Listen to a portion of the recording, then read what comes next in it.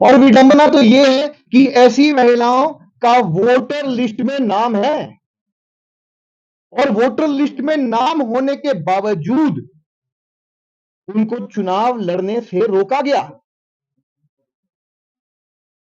और देखिए, ये जो 8 मई की नोटिफिकेशन है, जब चुनाव शुरू हो जाता है उसके बाद बीच में एक नोटिफिकेशन क्यों लाई जाती है?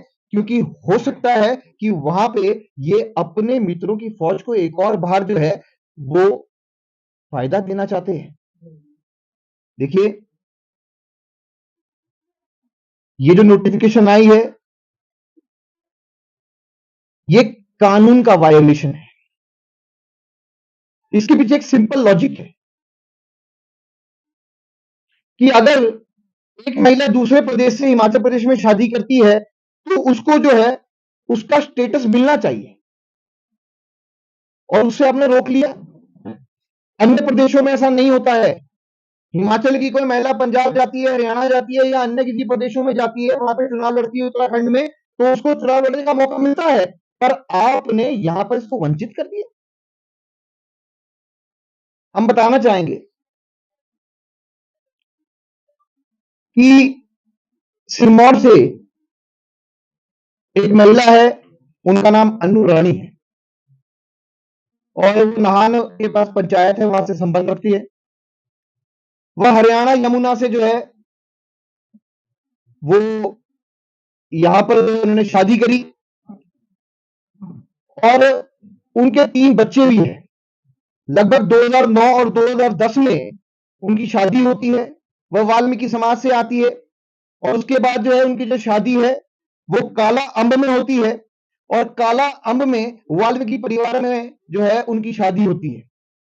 और उसके उपरांत जो है वो जो है नॉमिनेशन फाइल करती है, और नॉमिनेशन इस नोटिफिकेशन के आधार पर रिजेक्ट किया जाता है। हम बताना चाहेंगे कि जो आपका नॉमिनेशन रिजेक्ट हुआ उसको लेकर जो है हमने हाई कोर्ट में जो है एक याचिका भी दायर की, उसकी आज हियरिंग भी थी। पर क्योंकि चुनाव प्रोसेस शुरू हो चुका है तो चुनाव प्रोसेस को रोका नहीं जा सकता, इसलिए माननीय उच्च न्यायालय ने इस पिटीशन को डिसमिस किया।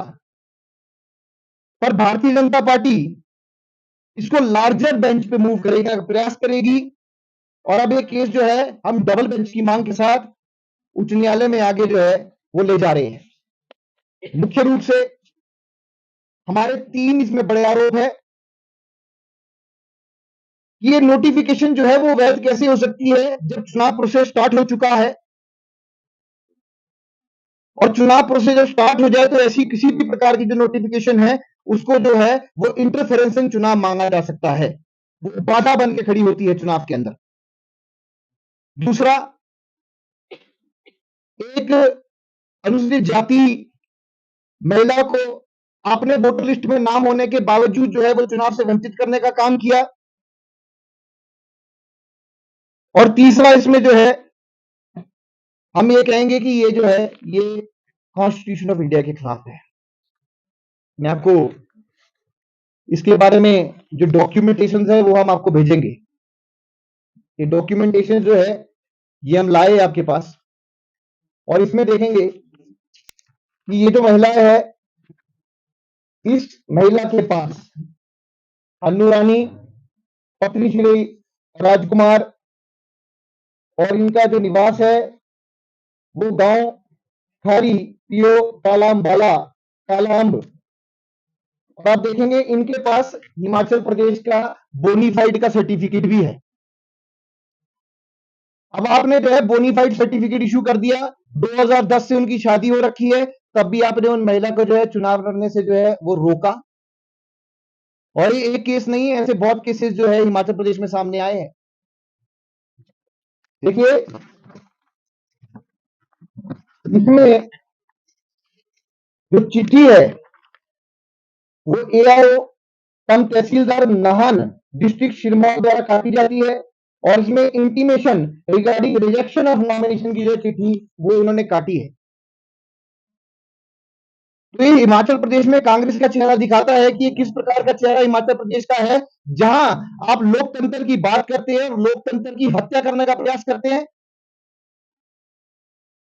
एक जगह आप महिला को बोलते हैं कि महिलाओं के साथ है, महिलाओं के साथ है, महिलाओं को 1500 देने की बात करते हैं, दूसरी तरफ जो है उनको चुनाव रोकने से वंचित कर रहे हैं। और इस महिला विरोधी सरकार के खिलाफ जो है इन पंचायती राज चुनावों में जनता का जवाब देगी। नोटिफिकेशन की कॉपी भी मैं लाया हूं जो इन्होंने करी है। ये नोटिफिकेशन जो है पंचायती राज विभाग द्वारा दी गई और ये क्लैरिफिकेशन लूज 26449 डेटेड 08 मई 2026 को काटी गई है। तो क्या इस प्रकार की नोटिफिकेशन जो है ये सरकार जो सरकारी मशीनरी का दुरुपयोग कर रही है उसके बारे में भी कहीं ना कहीं झलकाता है। कुल मिला के हम ये बताना चाहेंगे कि यह कांग्रेस सरकार केवल मात्र छल कपट के साथ जो इन चुनावों को लड़ने का प्रयास कर रही है और यह सरकार महिला विरोधी है, अनुसूचित जाति विरोधी है और हर वर्ग हिमाचल प्रदेश में वर्तमान सरकार से परेशान है, हताश है।